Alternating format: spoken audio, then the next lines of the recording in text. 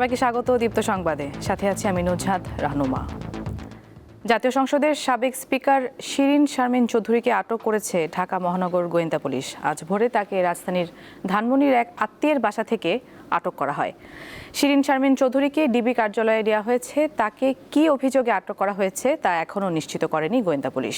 জুলাই গণঅভ্যুত্থানে সহিংসতার ঘটনায় শিরিন শারমিন চৌধুরীর বিরুদ্ধে মামলা রয়েছে।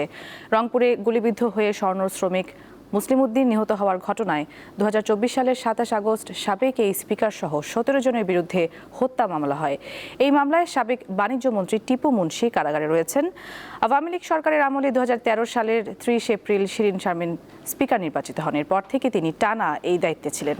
পদত্যাগ করেন 2024 সালের 2 সেপ্টেম্বর। শিরিন শারমিন চৌধুরী রংপুর 6 আসন থেকে সংসদ সদস্য নির্বাচিত হয়েছিলেন।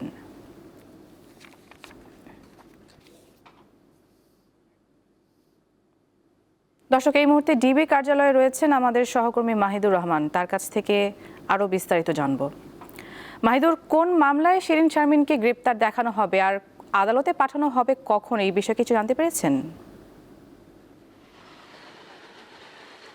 জি নুজহাত, আপনি যেমনটি বলছিলেন যে গত ভোর রাতে কিন্তু আনুমানিক 4টা বেজে কিন্তু শিরিন শারমিন চৌধুরীকে তার এক আত্মীয়র বাড়ি থেকে ধানমন্ডির একটি বাসা থেকে তাকে গ্রেফতার করেছে ডিবি পুলিশ। আমরা কিন্তু এই মুহূর্তে ওনাকে যেখানে রাখা হয়েছে অ্যারেস্টের পর ঠিক সেই জায়গাতেই অবস্থান করছি এবং আজকে কিন্তু এই ডিবির এই এরিয়াটি কিন্তু পুরো নিরাপত্তা বলয়ে ঘিরে রাখা হয়েছে, অর্থাৎ আমাদেরকেও প্রবেশ করতে না করেছে। তবে আমরা চেষ্টা করেছি এখানে ডিবির ঊর্ধ্বতন কর্মকর্তার সাথে কথা বলার জন্য। তারা আমাদেরকে যেমনটি জানিয়েছে যে শিরিন শারমিন চৌধুরীর বিরুদ্ধে কিন্তু মোট জুলাই গণঅভ্যুত্থানের 6টি মামলা রয়েছে।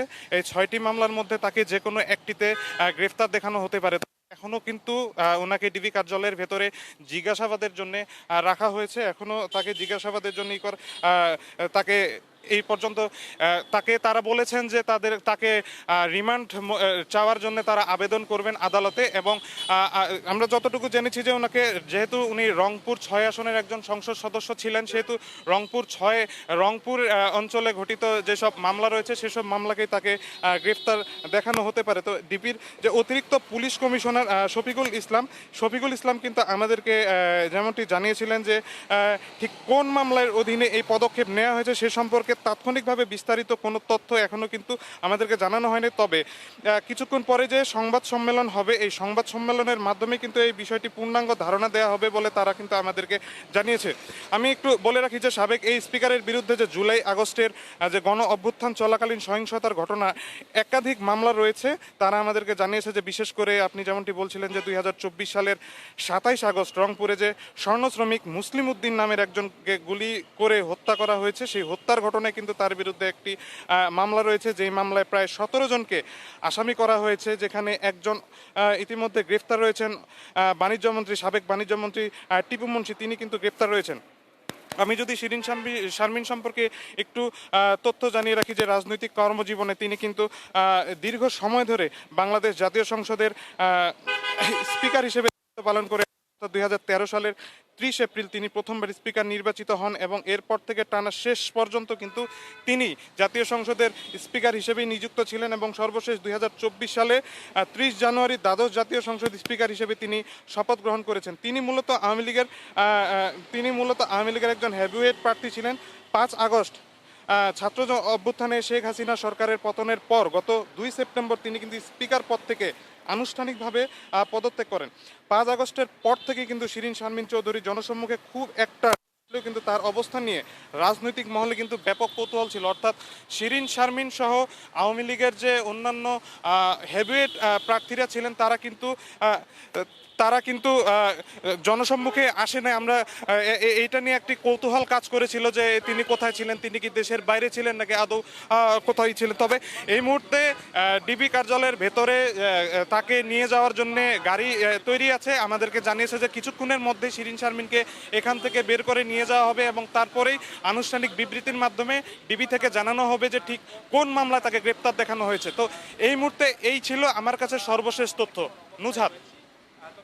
দর্শক, আমরা শুনছিলাম, সরাসরি যুক্ত ছিলেন সহকর্মী মাহিদুর রহমান। সারা দেশে তৃতীয় দিনের মতো হামের টিকাদান কার্যক্রম চলছে। হামের হটস্পট বরগুনায় সকাল 8টা থেকে টিকা দেওয়া শুরু হয়।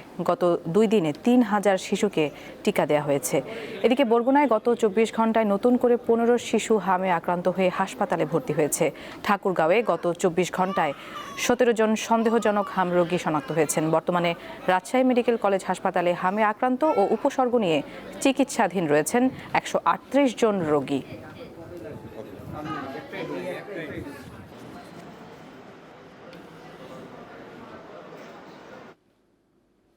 এদিকে আজও জ্বালানি তেলের সংকটে ভোগান্তির শিকার হচ্ছেন গ্রাহকরা। এছাড়া বিভিন্ন জায়গা থেকে অবৈধ জ্বালানি তেল জব্দ করছে প্রশাসন।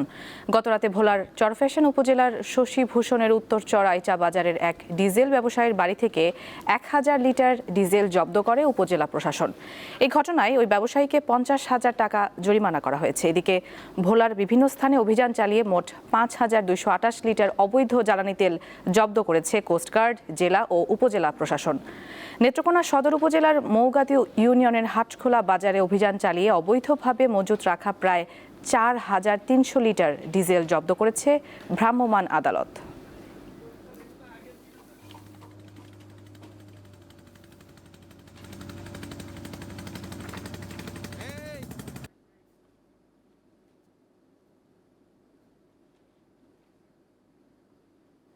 মধ্যপ্রাচ্য যুদ্ধের কারণে বৈশ্বিক বাণিজ্যে খরচ বেড়ে যাওয়ায় দেশের রপ্তানি খাতে প্রতিযোগিতার সক্ষমতা কমবে।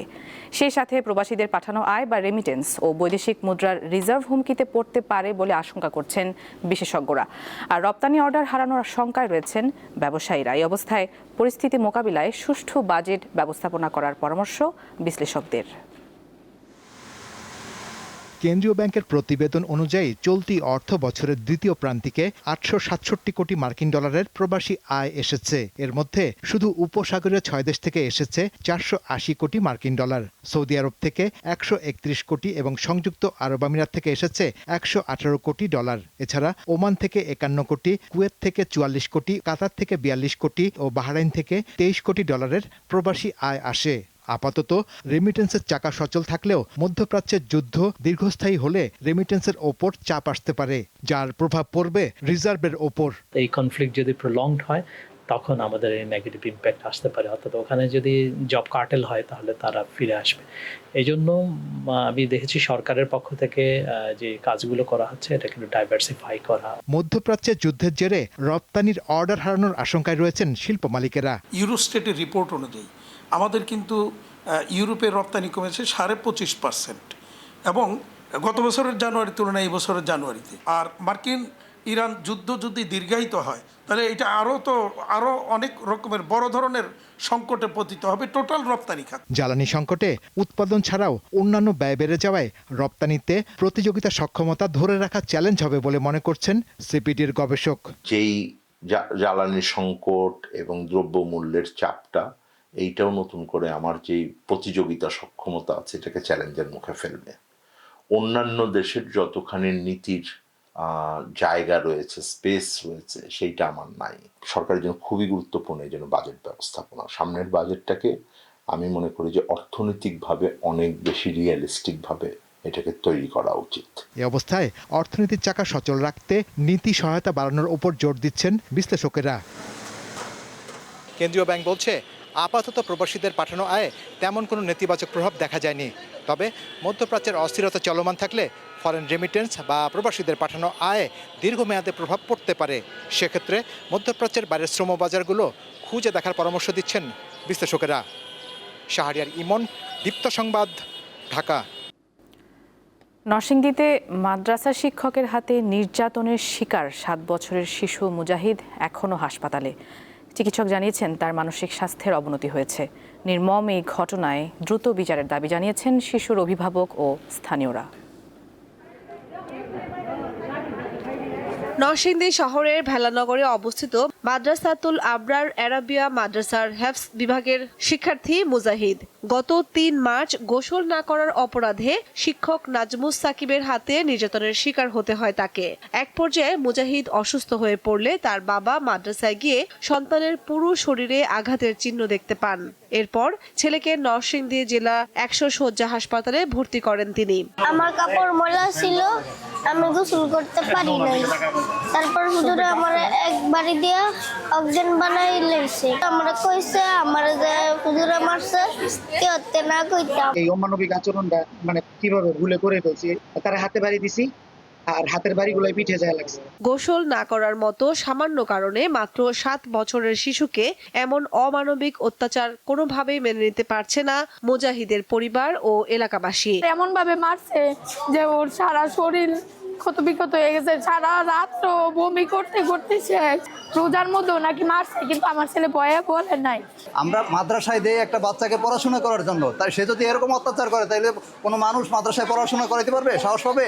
তারা যদি বাচ্চা পোলাপানের সাথে এরকম আচরণ করে তাহলে মানুষ কিভাবে বাচ্চা পোলাপানে মাদ্রাসায় কার ভরসায় দিবে? এই ঘটনা সামাজিক যোগাযোগ মাধ্যমে দ্রুত ছড়িয়ে পড়লে তীব্র সমালোচনার মুখে ওই শিক্ষককে মুচলেকা দিয়ে মাদ্রাসা থেকে বহিষ্কারের নির্দেশ দেন প্রধান শিক্ষক। এদিকে ওই শিক্ষককে আটক করেছে পুলিশ। শিক্ষক ওই বাচ্চাকে চিকিৎসা বাবদ কিছু অর্থ প্রদান করে। তৃতীয়ত সিদ্ধান্ত হয়েছে এই প্রতিষ্ঠানে মুচলেকা দিয়ে এই শিক্ষক অনতি বিলম্বে এই প্রতিষ্ঠান থেকে বহিষ্কার করা। ব্যাপারে শিক্ষককে আটক করা হয়েছে উক্ত মাদ্রাসা। আমরা ঘটনাস্থলে গিয়ে শিক্ষককে আমাদের হেফাজতে নিয়ে আসি, তার ব্যাপারে যথাযথ আইনি পদক্ষেপ গ্রহণ করে আমরা বিজ্ঞ আদালতে তাকে প্রেরণ করব। চিকিৎসক জানিয়েছেন মুজাহিদ এখন শারীরিকভাবে কিছুটা সুস্থ, তবে মানসিকভাবে সেরে উঠতে অনেকটা সময় লাগবে তার। কামরুন নাহার, দীপ্ত, বার্তাকক্ষ। আন্তর্জাতিক প্রসঙ্গ।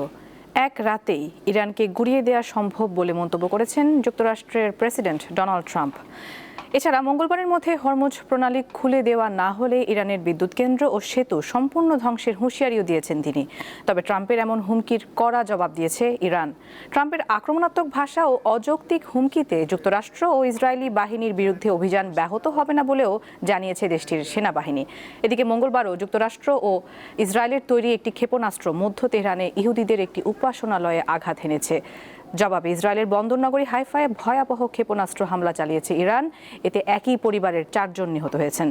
এছাড়া ইরাকের উত্তরাঞ্চলীয় ইরবিল প্রদেশে ইরানের ড্রোন হামলায় এক দম্পতি নিহত হয়েছেন এবং কুয়েতের আলী আল সালেম বিমান ঘাঁটিতে রাতভর ইরানের ড্রোন হামলায় অন্তত 15 জন আমেরিকান আহত হয়েছেন।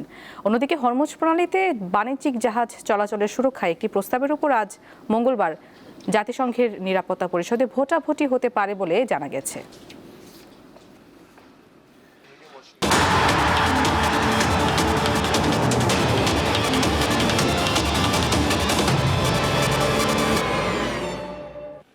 খেলার খবর। ক্যারিয়ারের শেষ পর্যায়ে এসে লাল সবুজের জার্সি গায়ে দেশের হয়ে নিজের সর্বোচ্চটুকু উজাড় করে দিতে চান সাকিব আল হাসান।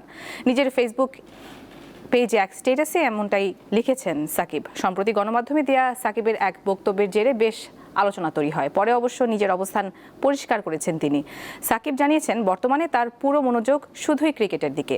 নিজের ভেরিফাইড ফেসবুকে এক পোস্টে দর্শকদের কাছে স্পষ্ট করেছেন নিজের বক্তব্য। দেশের জার্সিতে হাসি মুখে ক্যারিয়ার শেষ করতে চান সাকিব। অনূর্ধ্ব-20 নারী এশিয়ান কাপের গ্রুপ পর্বে নিজেদের শেষ ম্যাচে ভিয়েতনামের বিপক্ষে মাঠে নামবে বাংলাদেশ। থাইল্যান্ডের নন্থাপুরি স্পোর্টস কমপ্লেক্স স্টেডিয়ামে ম্যাচ শুরু হবে বাংলাদেশ সময় সন্ধ্যা 7টায়। গ্রুপ পর্বে টানা 2 ম্যাচ হারের পরও বাংলাদেশ শেষ 8-এ ওঠার লড়াইয়ে টিকে আছে। ভিয়েতনামের বিপক্ষে জিততে পারলে এ গ্রুপে অন্তত তৃতীয় সেরা দলের একটি হয়ে কোয়ার্টার ফাইনালে যাওয়ার সুযোগ থাকছে তাদের সামনে। 3 গ্রুপে তৃতীয় স্থান অর্জন করা 3টি দলের মধ্যে 2টি কোয়ার্টার ফাইনালে যাবে, আর যাবে প্রতিটি গ্রুপের চ্যাম্পিয়ন ও রানার্স আপ দল। তৃতীয় সেরা দলগুলোর মধ্যে বাংলাদেশ এখন আছে 2য় স্থানে। দর্শক, এই ছিল এখনকার মতো। আমাদের পরের সংবাদ বেলা 12টায় দেখার আমন্ত্রণ। এছাড়া আরও তথ্যের জন্য চোখ রাখুন দীপ্ত ডিজিটাল প্ল্যাটফর্মগুলোতে। ধন্যবাদ সবাইকে।